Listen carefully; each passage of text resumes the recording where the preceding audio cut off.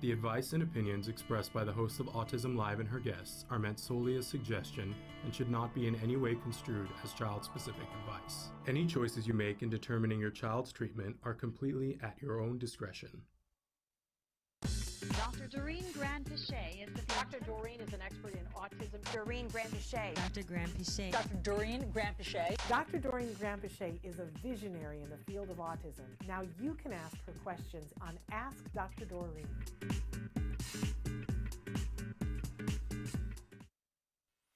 Good morning and welcome to Ask Dr. Doreen. I'm so excited to be here. I'm Shannon Penrod and I'm here with the lovely and fabulous powerhouse, Dr. Doreen Granpeesheh.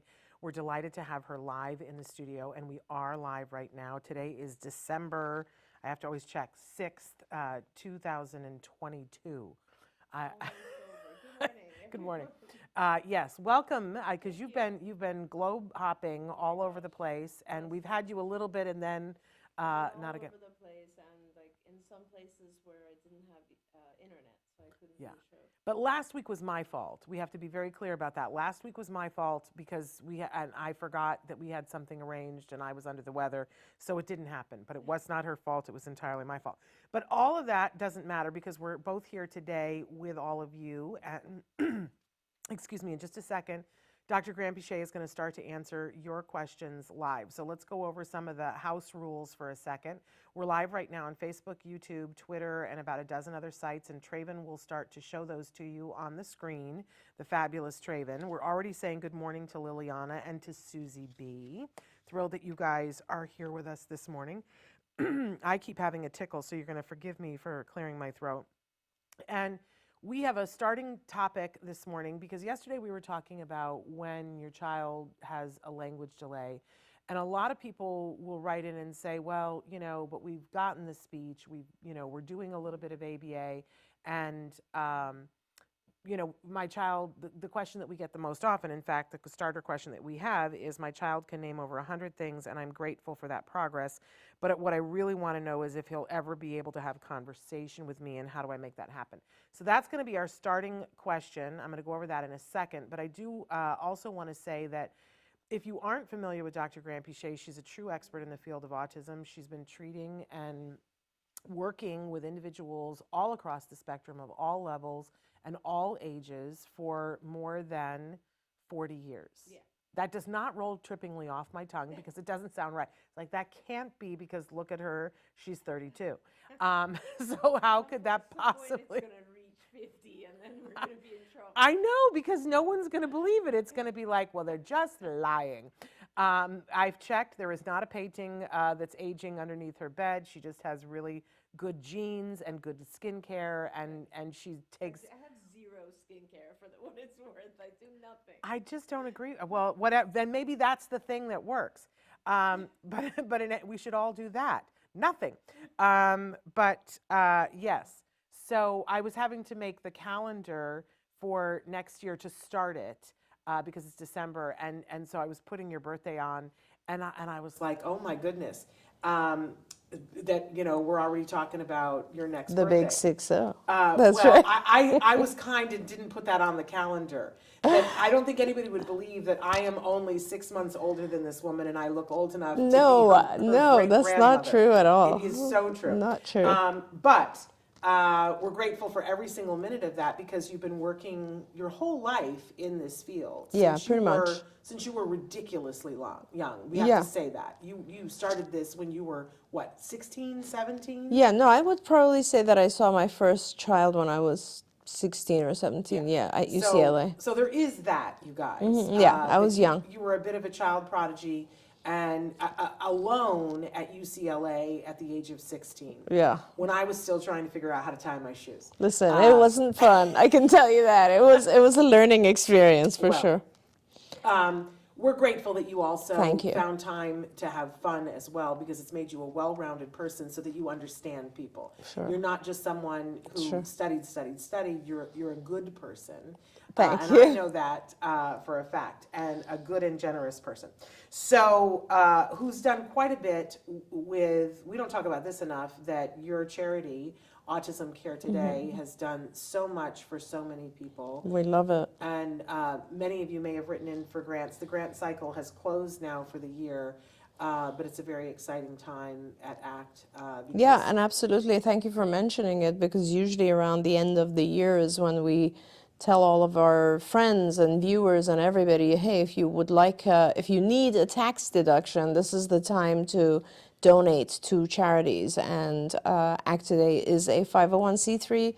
And of course, if you have the ability to donate, we would very much appreciate it. It goes straight to families, and we will send you a tax deduction form. That's right. So you can get half of your money back from taxes, or Which is a pretty amazing reduced deal, you by, guys. yeah, Like, right. we absolutely love that. So thank you for all of those things and for working so diligently Thank in this you. field. My family has benefited from what you know and what you have created. Thank you. Obviously, you know, I would not be sitting here because I would be somewhere crying, you know, and I can be here because my child is at college right now. Right, That's which is where he's at. amazing. Yeah, it is, because people told me that was not going to happen. Of course. And you were somebody who said, why can't that happen? Yeah. So that's one of the many reasons why I adore you. And, Thank you. And I appreciate that she takes the time to be with you guys for this hour and answer your questions. So it's open right now. You guys can be answering questions. Liliana says, thank you both for everything. Both of you ladies are beautiful and blessed. Thank you.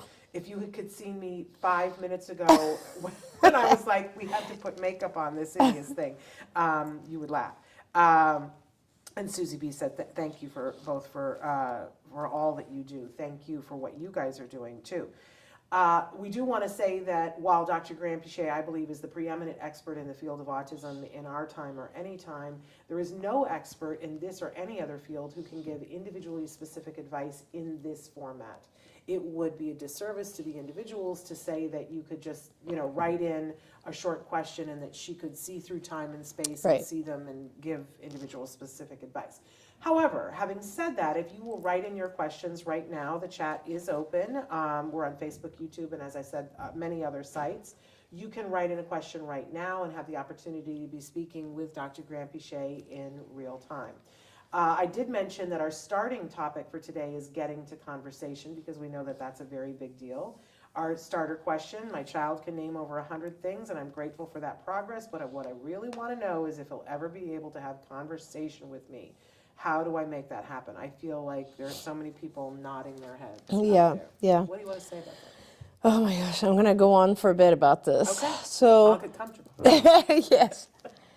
I mean, yes, so it's a very, very good sign if your child is able to say 100 words or even, 10 words, honestly, because once they start to say words, it's an indication that we can progress in the vocal arena, right? And over time, we've learned a lot about how to help our kids put speech together so that it forms language. And language is always kind of like has a communicative intent, which is a little bit different than just speech.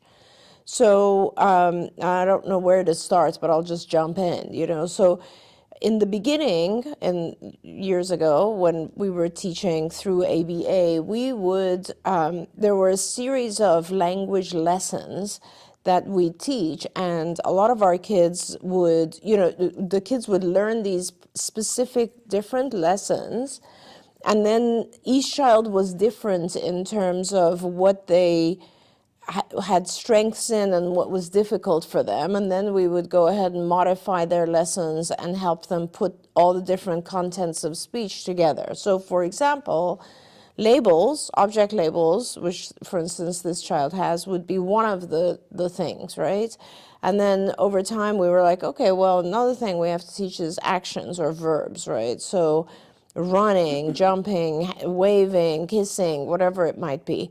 And so we would teach that. And also, by the way, keep in mind that the transition, how we developed these lessons would always be that you teach an item receptively first and then expressively, which essentially means that I would teach using, let's say, two-dimensional stimulus cards. So like first, if you're doing object labels, it would be like a picture of a child, a picture of I don't know, a book, a picture of a tree, whatever. And also, I'm not going to go into detail about discrete trial, but there's a lot of technique involved in how you actually teach one target, and you introduce distractors, and then you rotate them, and it becomes a process of teaching the child in rotation with other objects. And gradually, we would have the instruction, though, would be either touch or give me, point to, which therefore then the response of the child would be something that is receptive. So they would like give it to you. There's no vocalization there. And then once they mastered that, you would take that and turn it into an expressive, which is what is it or who is it? And then the child would gradually start to find their words for object labels. So then when you do the same thing for things like actions, then you do the same process also for other types of more descriptive words like adjectives, right? So like now they're called completely different things, but big, small, let's say colors, things that help describe the object, right? And additional types of descriptive words like prepositions, like where an object is it under something else or over, and also pronouns, is it mine or is it yours, or those types of things. So these are already like, I don't know how many, 6 or 7 lessons. And if you you work on like the beginning, and that takes a long time. Like for those of you who are parents and that our kids take a long time to learn some of these things, and it requires a lot of hours. And I've just now listed maybe 6 or 7 of 400 or 500 lessons. So now let's assume that I've taught a child a bunch of objects labels and a bunch of verbs, actions, and now maybe a couple of descriptors. Now my job is to have the child expand their language into, it's no longer just, you don't just say what is it and they can say it's a truck, but they have to say it's a red truck, or the red truck, or where is it? The red truck is under the bridge. Or so you start to actually require longer and longer sentences, which you're still just actually expanding their very concrete language, which is they're describing things either in pictures or in vivo, what they see, right? This is still not quite the same as conversational, because conversational requires a lot of additional lessons, which, I'll go back now and say that, as years progressed, we added a massive number of things that we realized are just as important, maybe even more important in developing conversation. And those are things that we, in ABA language, they refer to them as intraverbals. And so these are things about talking about things when they're not actually physically present. So it's not kind of a concrete response of describing something, but it's more about experiences that we've had. And if you think about conversation, a lot of conversation is about stuff that has happened. It's not really about stuff that's right in front of you. It's not descriptive.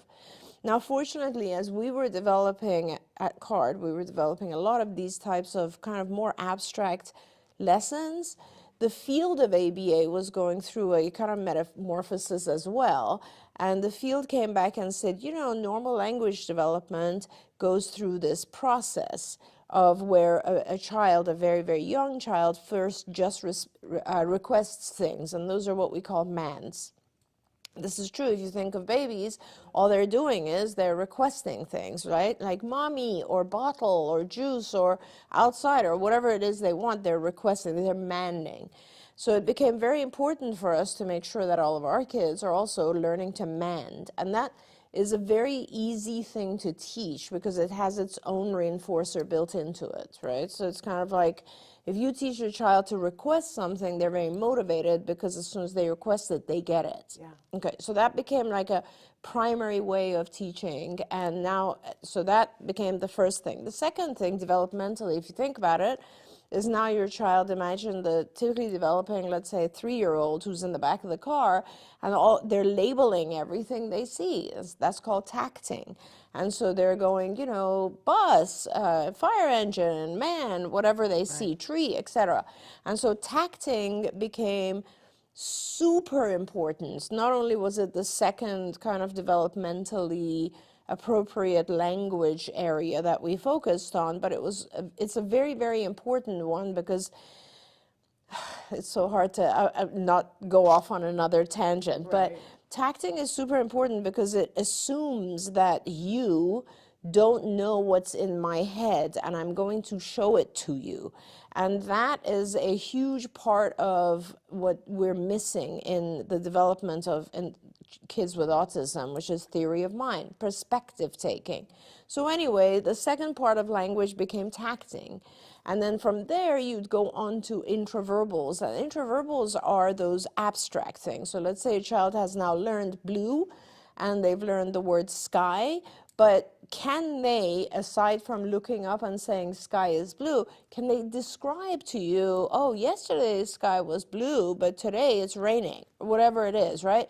Can they take that concept and use it in their language? So you then have to get to that point. We developed tons of lessons that would expand on that type of abstract language, right? You have all the concepts, not just the labels. You have the labels, the verbs, the descriptors of all different types, the pronouns, the prepositions, the functions of objects. You know, what do you do with something? The locations, where do you see things? The shapes, like you can describe objects in all different ways. You have all that, but now can you actually start to recall things that occurred, so that they are now more so? And that's a very big one for parents, because a lot of times parents want to know what happened in school. What did you do today? So a lot of times we would actually have the child, we would write a kind of a diary and help the child go through and be able to recall a lot of the things that happened in school one by one. First I was in class, then we did, I don't know, math, and then we went out to the playground, and this is what I had for lunch. Then I played with so-and-so, all different concepts. And this is still not conversation, because this is still kind of rote, but it is helping the child expand, right? Because you have to, going from one word to using language to have meaning takes a long, long time. And you have to realize that it's a hard process for our kids, because they're taking all these concepts and in a very compressed period of time trying to make sense of them. So let's say you've now accomplished that, and now we're finally ready to do what we call conversation, which is very easy to teach the beginning, kind of rote part of conversation, which is, hi, how are you? I'm fine, how are you? You know, how was your day? Just those basic social things. But it is super hard to know what to say and what to ask when the topic changes, right? So now we were at a point where we had to teach our kids the difference between a statement and a question, and that brought in a whole bunch of lessons, like what we called statement, question. Like if I say to a child, I had toast for breakfast, he could respond with, oh, what was on your toast, which is a question, or he could respond with, oh, I had cereal. And that's a statement, and it's a similar topic, right? And so we had to do a whole bunch of these lessons so that the child would understand what is an appropriate type of response to any statement or question that someone else would give you. And now we were finally ready to teach all the nuances of conversation, which had to do with, you know, how do I behave? How close do I stand to one other person? How do I behave if I'm if I want to enter a group and have conversation, as opposed to just one other person? What if I know the person versus I don't know them? It's a stranger, an acquaintance, or a best friend, or an adult who is my parent's friend versus my friend. And also the location. How do I converse if I'm in a classroom versus outside? All of these things had to be taught individual lessons. And then it was a matter of getting into deep conversation. So like, okay, so most of our kids talk a lot more about things they like and much less about things they are not interested in. But hey, we had to teach them to be patient and ask questions, about things that other people are interested in, and then also know how to appropriately transition to another subject which was of their interest, and then also be able to return to a subject that the group is interested in order to not lose everyone's attention. So just giving you kind of a overview of all the lessons. Just want to give you the idea that it's not just about teaching object labels. It's a really good sign when your child can do a bunch of object labels, but there's at least another 50 lessons that have to be individually taught. And remember, each of these lessons has hundreds of what we call operands. So if I'm teaching, let's say, objects, there's at least 100, 200, 1,000 different types of objects I have to teach. Same thing with verbs, same thing with, colors or prepositions or whatever. There's different ones. So it takes a really long time, and once you teach all these things, and you have to do it in the right order so that the child starts to put them together and it starts to make sense. That is why, and I mean, huge, long answer, but that's why we ended up putting together or writing a massive curriculum, which we called Skills. And we spent many, many years listing as many of these as we could and also putting them in order and saying which of the lessons are prerequisites to others. And also, if your child is not progressing, teaching points, how you can make your child do better in a particular lesson, how they can just prompts and guidance for anyone who wants to work on this. And so it's a longer story, but you can do it. And there's a lot of guidance out there. There's a lot of different curricula. I still think that Skills is the strongest one out there. And I would recommend that you try to get on there. I believe you can still get it licensed online so that you have access to all of these lessons. And other ABA providers have license other it as well. Oh yeah, some do. Skills. Some do, yes. So I have a dozen follow-up questions, but I want to start with saying that all the things that you just described, if you're wanting to find, Google and find more information about them, the phrase is verbal operands. Yes, That verbal you operands. can Google that and you'll go, oh, how did I not? Because if you don't know that term, That's you don't know right. what to look for. That's right. I love to listen to you talk about this because it's like You remember, huh? it's like reliving a Yeah. really exciting time when my child's language was flourishing. Yep. But it also brings up something for me, and I want to know if I'm wrong in this assumption, because I get frustrated when people write in and say, we're doing things, we're doing a little bit of ABA, we're doing speech, we're getting to labels, but how do we get to the other thing? Because I know in their parent heart that's the thing that they want. And people always want to say to me, Shannon, how did you get to where Jem is? Because Jem can hold his own in a conversation.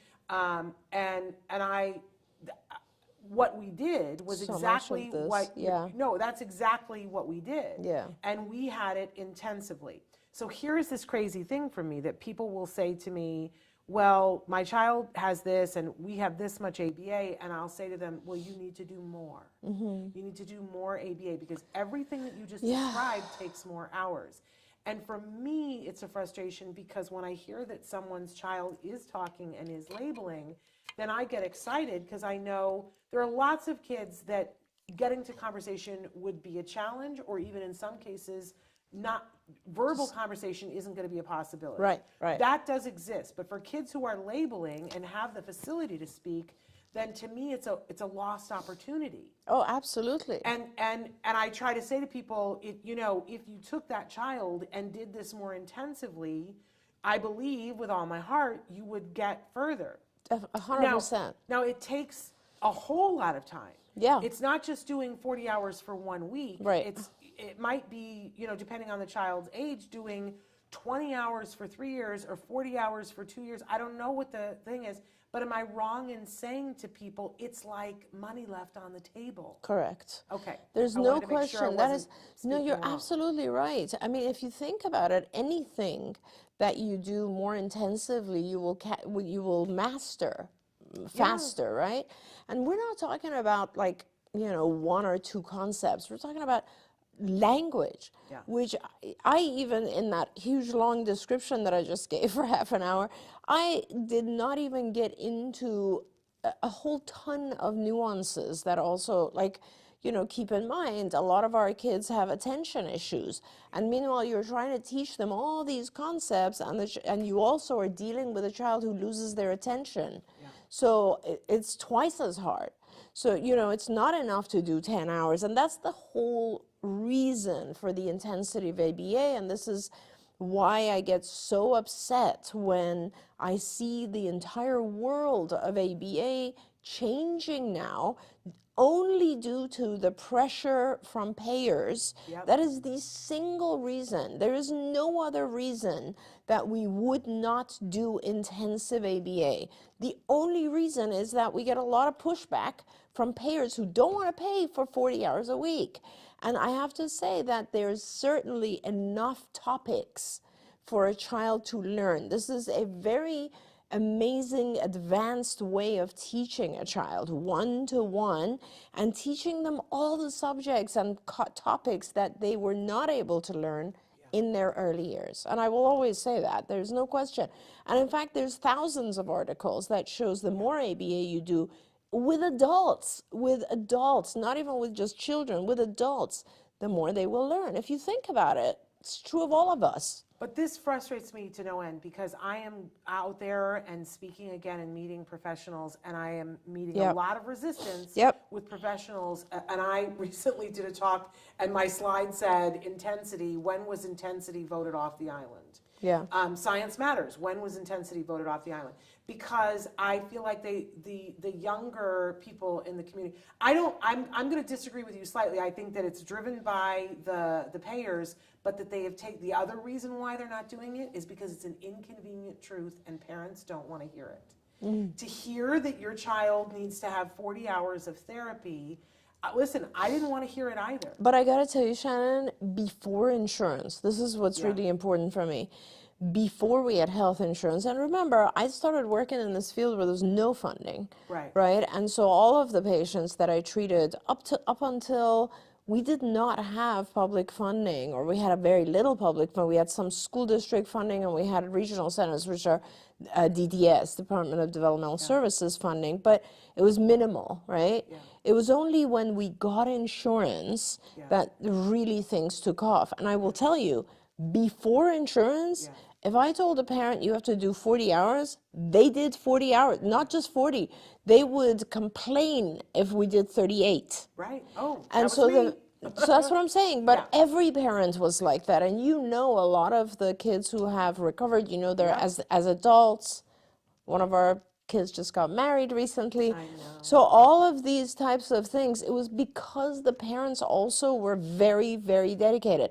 Because there was when insurance got involved, the lobby for it is very strong. They started having TRICARE put out a bunch of articles saying, hey, intensive ABA doesn't work. You know what I mean? So there's all this other stuff that's going on, which the undercurrent to it is it's too expensive.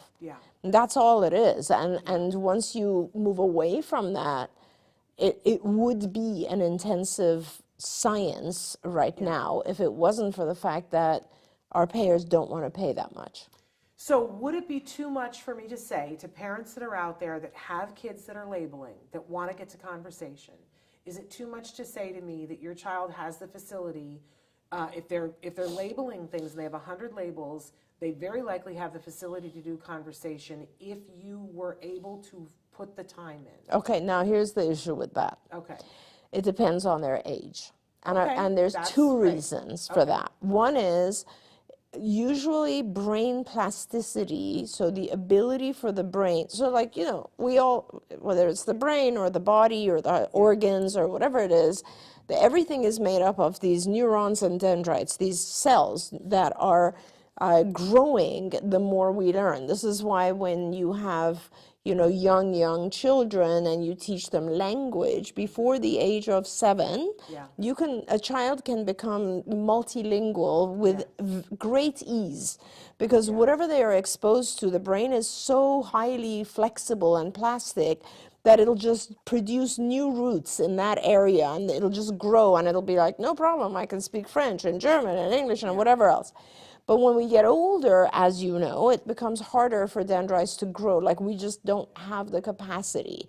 So that's one reason, is that brain plasticity slows down as we pass age 7. And the second reason is more and more things get in the way that we want to teach our kids. So now you have to become selective. And this is a discussion that I have with a lot of families, even my like very, very, very wealthy families who are able to have 40, 50 hours for their child. The topic now becomes, what are we using this 40 or 50 hours for? Are we actually using it to teach the child language and communication, or do we need to teach them math and science? And sometimes for some people, for some parents, it's more important that the child be able to attend school, for instance, because it appears like now it's just something that's their priority for other reasons. And so now if I'm spending a ton of time teaching the child geography, I'm not teaching them language. That's the thing. As your child gets older, now you have to select. What is your area of focus? Because there's all these other things. Yes. So what age? That's hard, right? Depends Well, on so the child. the ideal situation is the way I've always looked at it is, you push as soon as you get a diagnosis, right? And sometimes we're lucky and the diagnosis is around 2. Most of the time it's 3 or 4. You get that diagnosis, you start pushing, and you, in my opinion, you hold back school as long as you can because you need those hours, right? And so now I'm teaching language as much as I can. Social, so like things like eye contact and being able to behave. Just compliance lessons to me are extremely important. So like not hitting when you want something, but asking for it. Those types of things are extremely important. And assuming that I can hold the child back and do 40, 50 hours with them at the age of 3, at the age of 4, 5 even, and I'm now integrating the child into school at 6, and even at 6 I'm doing maybe half days, I am now able to have a child who has basic language, basic social skills, basic compliance down, and yes, they're ready to learn, right? And now I can start to integrate some of the school stuff, and hopefully the child just continues to learn. And I have to say, a lot of times that dream doesn't come true. A lot of times you have other issues. The child might have other illnesses that appear, or other issues like seizures or allergies, or isn't sleeping, or has severe attention problems, or their vision is not receiving stimuli correctly, or whatever it might be, and it slows down that ideal situation.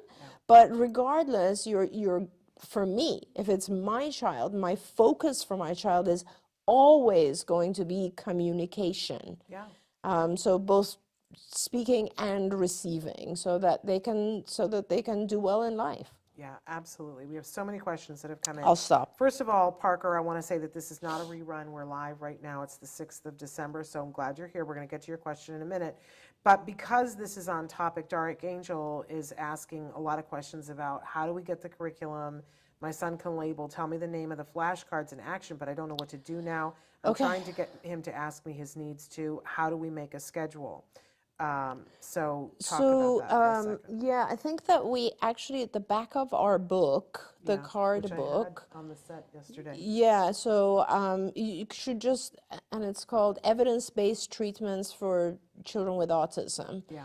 At the back of it, in the appendix, and I am one of the authors on there, so at the back of it, there's all these lessons that I listed. They're all in there. So even if you don't want to get online and try to get skills, which skills for autism, and you might still be able to get a license. I don't know. Skills belongs to CARD. I sold CARD. I no longer own any of that. But what you can do is try to get a license and see all of these lessons on skills.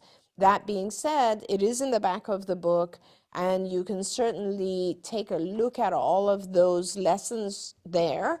And then in terms of materials, I have found that, there's a lot of places now where the materials are sold. Lakeshore is a fantastic place still, but educational materials are available across the board.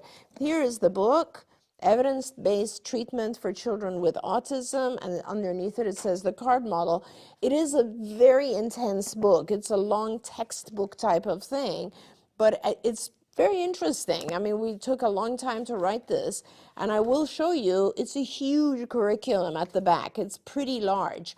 And it actually even tells you, here's where the curriculum starts. Actually, this is just the advanced curriculum here, but all the curriculum is in the back of this book, and it shows you samples of every lesson. It shows you, see, this is the language curriculum. It starts here on this page, and it goes on for many, many pages, as you can see.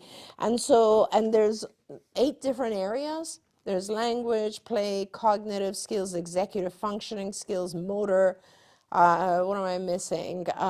Social, and academic and adaptive, right? All of those different areas are detailed. And if you just get this book, you get this book on Amazon, I believe now. So Yeah, absolutely. yeah, and it's all there. And then the materials are very easy. All educational supply stores have all of these. I would still recommend that you get together with a BCBA or board certified behavior analyst, because what you need is you need 2 other things. One is the guidance of how to manage behaviors, as well as sort of the guidance of how to teach. Like, it's not as simple as just putting a stimulus in front of a child and saying, label this. There's specific techniques and methods there. But in addition to that, you need a little bit of guidance on kind of how to bring these lessons together. Usually what we do is you'll have somewhere, if you're doing an intensive program, now this is important, if you're doing about 40 hours a week, you can have about 20 or so lessons going on at the same time. So you can have language, so like actions and objects and descriptors, and maybe vocal imitation, just to make sure the child is actually pronouncing everything correctly. And then you'll have like some social lessons, a couple of play, and you'll have, adaptive lessons like toilet training or grooming oneself, brushing teeth, etc. You might even have some cognitive lessons in there, which would be in the very early stages of the cognitive lessons. You'd have definitely some executive function stuff, which is, like pointing to things that you think other people are looking at or thinking about. There's a lot of different aspects, and you kind of all bring it together. And each time a therapist sits down, each set of lessons will be like, you'll sit down with a child for literally 2 or 3 minutes of doing one lesson, and then you'll let the child play for a minute. And then you'll come back and do another 3-4 minutes, and then you'll let the child play for a minute. And you do that in sessions that are 2 to 3 hours long, and you just do it across the 7 days of the child's life. There we go. It's a lot. It's a lot. It is a lot. But the book explains all of this as well. And I want to say, because I know that you're in Canada, that before we had insurance reform, there were amazing parents Yes. who put together programs to do a 40-hour program with nothing. I am not one of those people. I respect and admire those people. I don't know that I could have done that. I didn't find out about that until we already had a 40-hour program. And believe me, I had to fight for the 40-hour program that I had.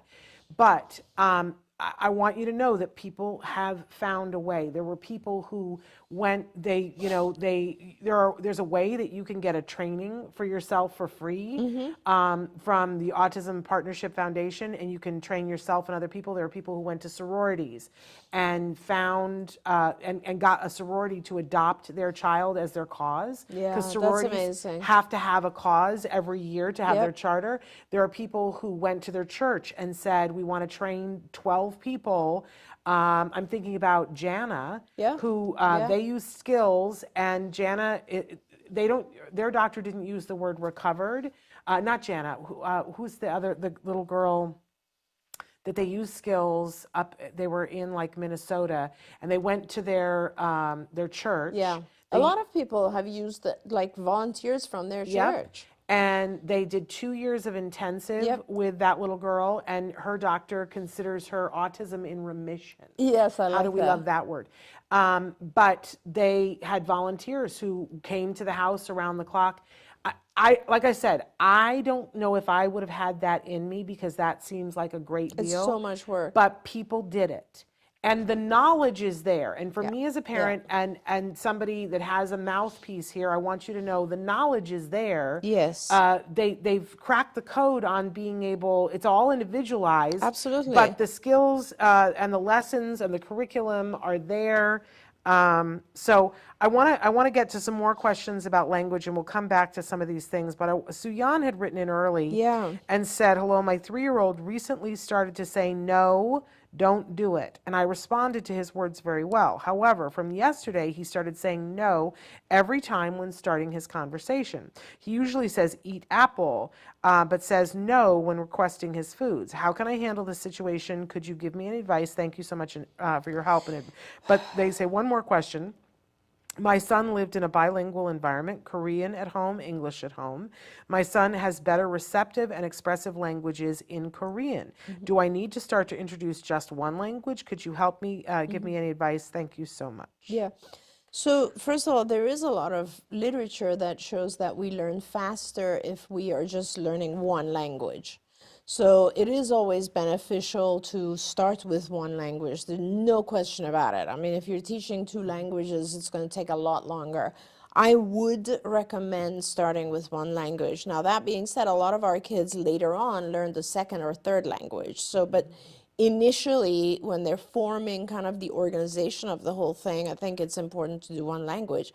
I would suggest you go with Korean because those are his, if you're living in Korea, and if what he hears around him is Korean. If you're living in the States or anywhere where it's English speaking, I would suggest you start with that because you want to have the language where there's more exposure. That, and in regards to, now he's overusing the response no, you need to just start reteaching an incompatible response, which is, so you will start to reteach now. When you bring out his favorite food, he says, I want whatever it might be. And you'll have to model it, and you will have to ignore the no when it's not appropriate. So, and this is what I was referring to earlier, which is called discrimination training. It's not enough, we have to learn when each response is appropriate based on the circumstances. And I don't know if in his case he's saying no because he got a response from you previously, and now it has this is called response generalization. It has become too pervasive of a response, like he's using it in everything because he likes the response he gets. Or if it's just because he's really not understanding what no means, or maybe he doesn't even like the food you're giving him. It could be a multiple number of things. So make sure that you're starting to teach this concept with a preferred food, and prompt and model for him to say, I want whatever that preferred food is. And before you know it, he'll start to, and then alternate it. We actually had a really good video of a child where he would say the foods that he likes and the foods that he dislikes. He would say, no, thank you. So you would want to have a little bit of the foods that he likes and the foods that he dislikes so that you can help him discriminate between the no, thank you and the I want. There we go. Jayton said, ma'am, can a verbal autistic kid eventually develop conversation over years, or is that after a certain age the improvement would be limited? You sort of addressed this earlier. Yeah. You can develop conversation at any age, and it really just develops, it depends on how much you have learned and how well someone has helped you put it all together. It could be, a 4-year-old could be having conversation. And Parker, I didn't get the first part of your question, but he wants to know what resources are there for grief. He's got a grandmother, but I don't know. I didn't hear the first part of that. It's become so desperate. If this is a rerun, I will email Shannon, but it's not a rerun. Right, So right. what grief resources? Oh my gosh, Parker, there are a lot of different resources for grief. Perhaps you can kind of reach out to us after and we can talk about it in regards to helping this particular person, because I think it's different depending on the situation they're in, right? The most important, I think, for people to learn about grief is kind of the stages of grief that we go through. They tend to be very similar, and I think it helps people who are very sad to realize that eventually they're going to pass from the depression and hopelessness into a whole new stage, which is a new beginning, and that this kind of sadness and grief will actually go away. But depending on how severe the grief is, I would really recommend that, the person reaches out to a professional, like a psychologist, because sometimes it becomes really important to have someone who's a professional who can help you get through not just the stages, but also just kind of like learn from it and understand who yourself and how you're feeling. It's very tough to go through grief. It's a 15-year-old whose father died. So his grandmother, I think, goes to Parker's church, and he died a few months ago, and it's just hitting the 15-year-old, and he started banging his head and saying, "I miss my daddy." Yeah, so this is very, very tough, and I would really, really recommend that you try to find for the grandmother. I mean, it's not hard to find a grief therapist. There are lots and lots of grief therapists, psychologists who focus and specialize in grief and depression.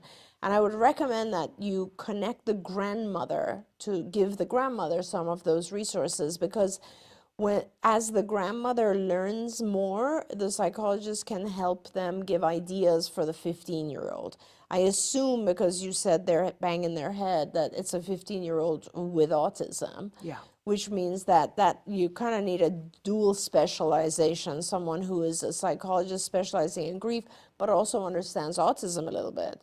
So I think that becomes more important for the grandmother to learn that. Now, given that I kind of know some stuff about grief and autism, I can give you, and I am a psychologist and a behavior analyst, I can give you some ideas.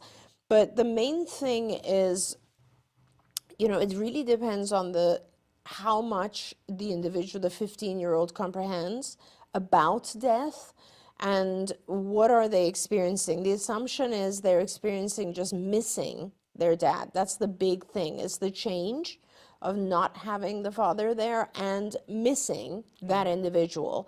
So the sooner I guess the concept is, give the person some self-soothing techniques. For example, allow the person, the 15-year-old, or teach them to have a location that is completely self-soothing. So I often recommend a huge bean bag with headphones that you can put on that are calming, soothing music, maybe even a video of something that the individual likes, but things that are soothing and calming, and allow the individual to spend more time doing that, less demands on the individual for the time being. But also, the sooner another individual can come into the picture and perhaps take over some of the role of the father, so that the child is missing that less, so that they are now getting a little bit more fulfillment from the new person doing those same activities perhaps, or coming in and helping, that will help. Now, I'm assuming the grandmother herself is going through grief, obviously, and how she feels and responds is going to affect the 15-year-old as well. So if the grandmother's crying and sad and on edge, that's also the 15-year-old's also going to feel that. So, given that they're part of your church community, I would say it would be amazing for the church community to go and help. Just go to the house, be with the grandmother, be with the 15-year-old, try to do activities, and just with the passage of time and staying busy, keeping both of them occupied and busy, that's a huge help. People don't realize that when we have grief, we don't want to be alone. We do want others to come and be in our world because we're afraid. Grief is a lot of fear, and it's just, you feel empty and just afraid and don't know what to do with yourself. And people being around you, just sitting with you, having a tea with you, watching TV with you, not allowing you to be alone, it really helps. I love that.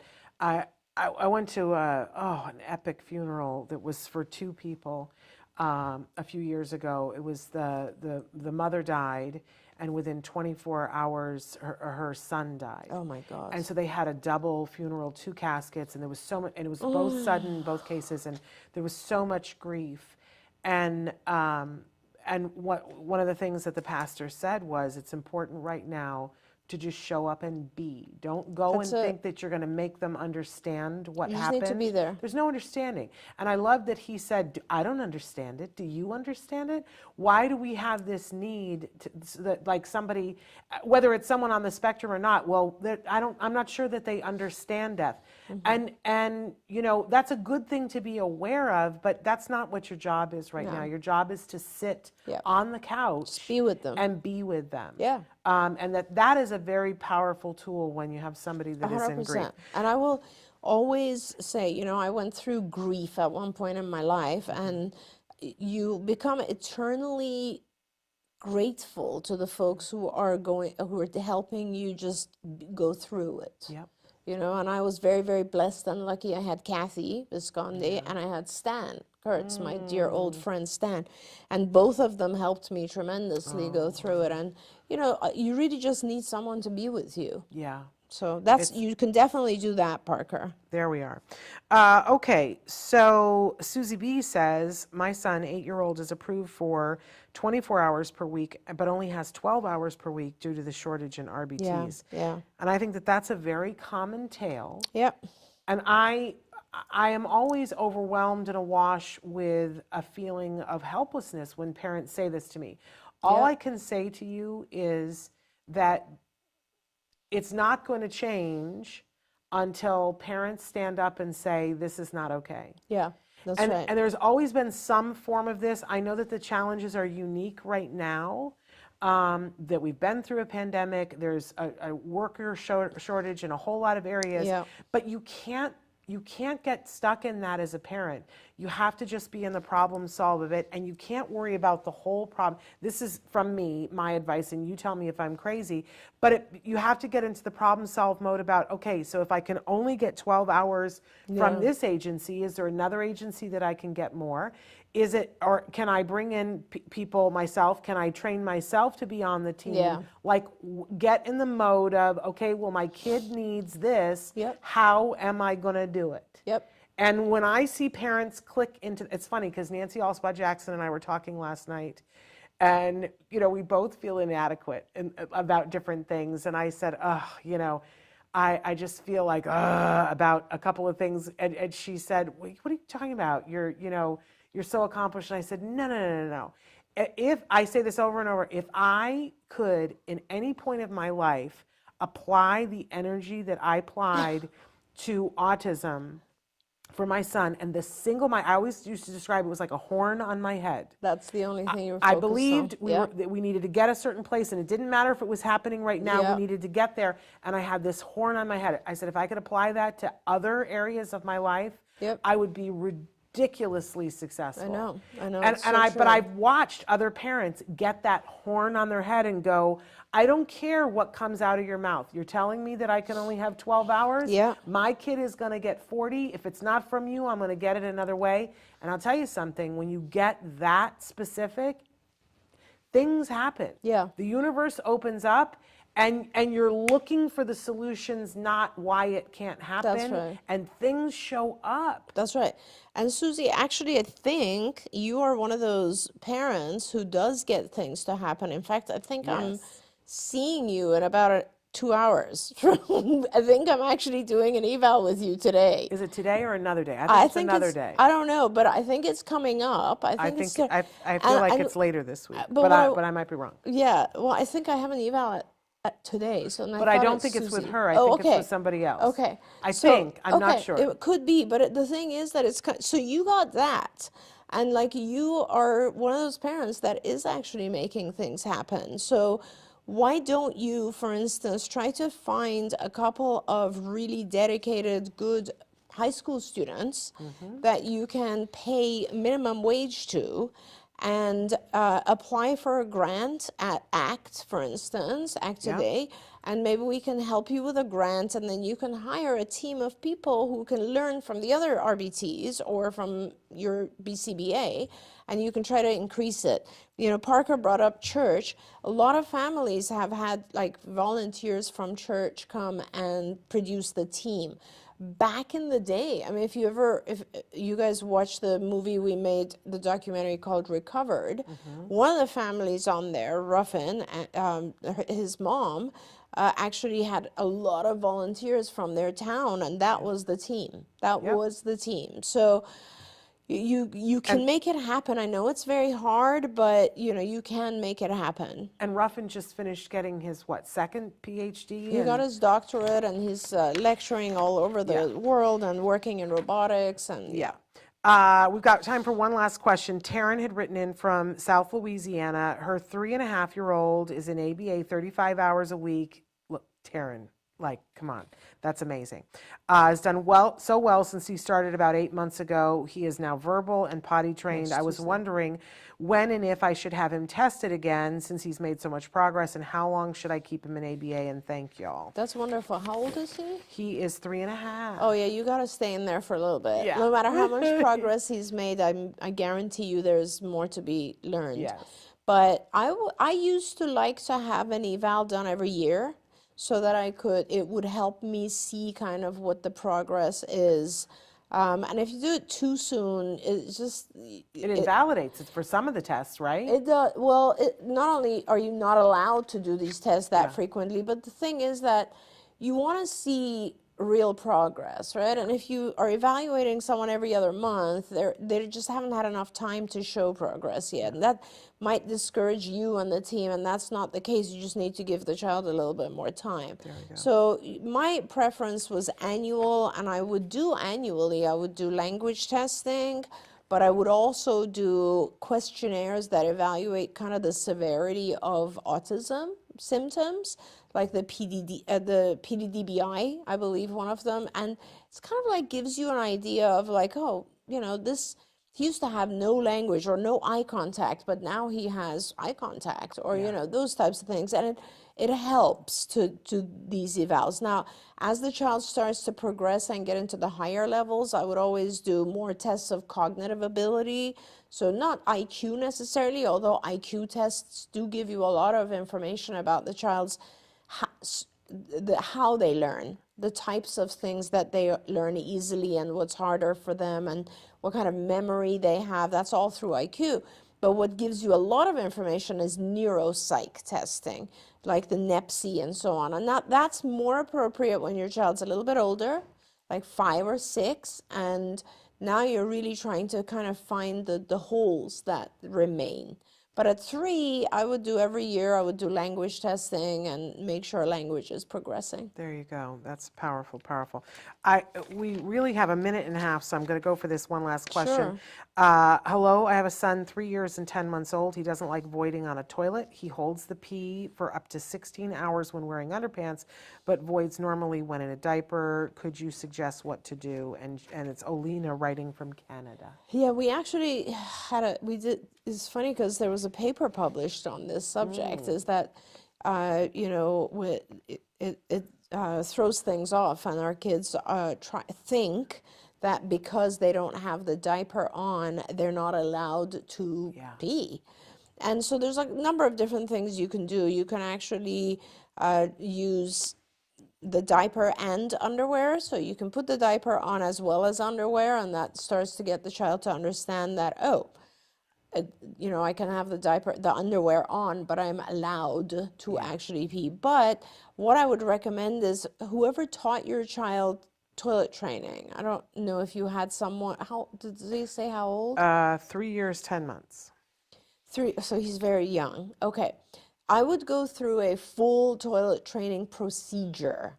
And hopefully you can find someone who can help you. We usually follow the Fox and Azrin toilet training procedure. We have tons of videos on this from our shows in the past, because I think it becomes really, really important for the child to understand that whether it's a diaper or a pull-up, which is the middle stage, or an underwear, the object is to take it off and void in the toilet. That's the thing that's missing right now. Your child seems to think that they can only void if they have contact with a diaper. And I think it becomes really important to use the diaper, but teach the child, like perhaps not a diaper, but a pull-up. And you teach the child to remove the pull-up and go to the bathroom. And I know that you said like a huge number of hours, I don't know, 15 hours, 16 hours or so. But if you continue to give the child liquids and continue to stay on a schedule, so you will go to the toilet, take the diaper off, the pull-up off, and actually sit on the toilet for, let's say, 15 minutes every hour, hour and a half, and continue, eventually the child will void. Like there is no way that he won't. He will eventually. Use the good old technique of having running water. You know, it does help, strangely enough.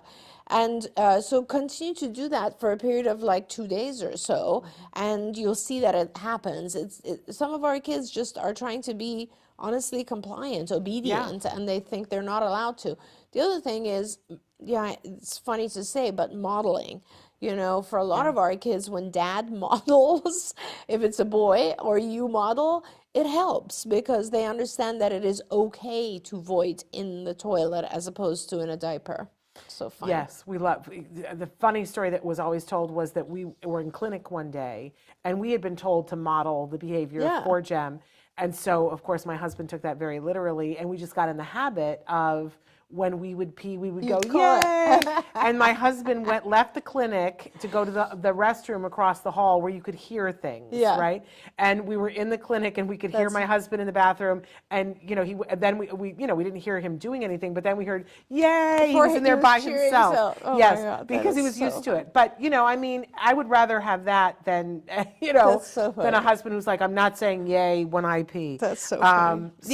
That's actually a very good point too. Quickly is the reinforcer. Make sure that there's a huge amount of reinforcer when your child actually does void. Big. All right, that's all the time we have for today, but I believe we have you back next week. Yes, definitely. So that's fabulous. So guys, bank your questions and have them ready for us. We are back tomorrow with a big show. We're going to be talking to the people who are the owners of the company Fun in Motion. They're the ones who make that fabulous Shishibo that I'm absolutely obsessed with, and they have another toy out that's on our toy guide this year, the Mosey, which is super fun. They're going to be with us. We're also having Matt Asner and Nava Paskowitz Asner tomorrow. We're going to be giving away, we are right now giving away 25 tickets to their event on Sunday, which is the table read of It's a Wonderful Life with Brendan Fraser playing George and Christina Applegate playing Mary. Oh, I mean, they have like a ton of celebrities in this James Cromwell. It's amazing. Gene Smart. It's like it's an amazing knee deep array. in Oscar and Emmy winners, right? And I didn't know previous to this that Brendan Fraser is an autism dad. Oh, I didn't know that either. And Amazing. so I just have that much more love for him now. What an amazing guy. He's having the year of his career. Amazing. There's so much Oscar buzz Good around for him him. for The Whale. I can't wait to see it. But so they're going to be with us tomorrow, as well as the Fun in Motion folks. Don't forget that on Thursday we have Let's Talk Autism with Shannon and Nancy, and we've got a fabulous rabbi who's going to be joining us to talk about some different things, hopefully including Hanukkah coming up and ways that we can accommodate. And we're also going to have Isabella Hoffman and Atticus Baldwin are going to be with us. Wow. On Wednesday. I know it's a big week. So make sure that you guys tune in for all of those things. We'll be back tomorrow. Until then, give your kiddos a hug from me and one for you too. Bye-bye for now. Bye, everyone. Thank you. Don't forget, you can watch Ask Dr. Doreen live every Tuesday morning at 10 a.m. Pacific time. We hope to see you there.